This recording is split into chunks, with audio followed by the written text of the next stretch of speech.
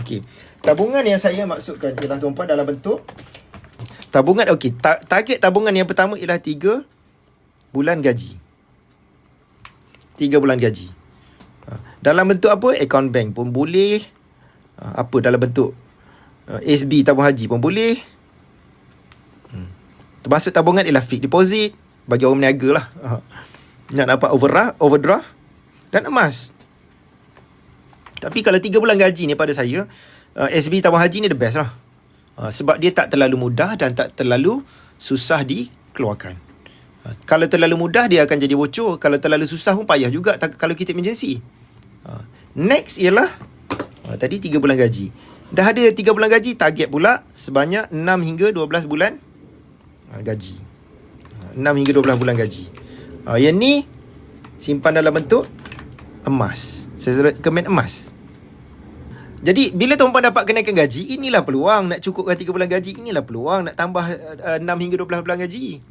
Jangan pergi tambah hutang. Bila tambah hutang tu, bila kita dah terjerat dengan hutang, kita cakap hidup ni keras. Bukan hidup ni keras, kita yang membuat hidup kita keras. Sebab saya pernah rasa susah, income saya kecil, tapi saya rasa tak stres macam kawan-kawan yang lain lah. Sebab apa? Bila kita ada saving yang bagus, tak stres tuan-puan. Tak stres, kerja pun kita happy. Bila tabungan kita banyak. Bahkan ada, kalau ada harta lagi. Harta ni maksud apa? Yang ada cash flow, yang ada income. Contoh tuan-puan, dah ada 12 bulan gaji. Next nak buat apa? Beli property. Rumah lah ataupun rumah.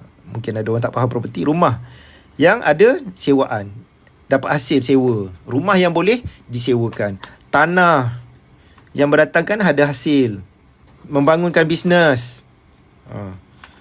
Okay. Bagi siapa yang ada ilmu, boleh mungkin beli saham. Bukan trader, beli saham untuk memiliki bisnes tu.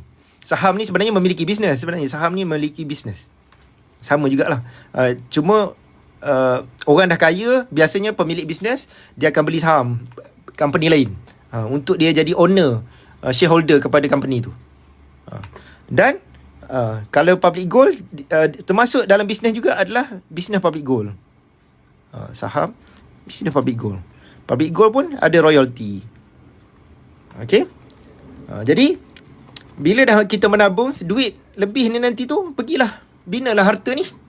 Inilah barulah ini dapat duit sewa, ini dapat hasil, ini bisnes dapat income, dapat dividen, bisnes dapat royalty ataupun harta intelek. Contoh tulis buku. Tulis buku ada royalty.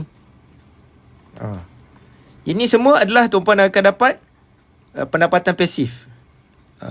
Pendapatan pasif. Pasif ni pendapatan yang kekal. Sebab rumah ni milik kita. Gaji bukan milik kita. Gaji milik majikan. Jawatan kita bukan milik kita. Jaminan bagi seorang pekerja ialah berhenti atau diberhentikan. Jadi milik kita ialah apa?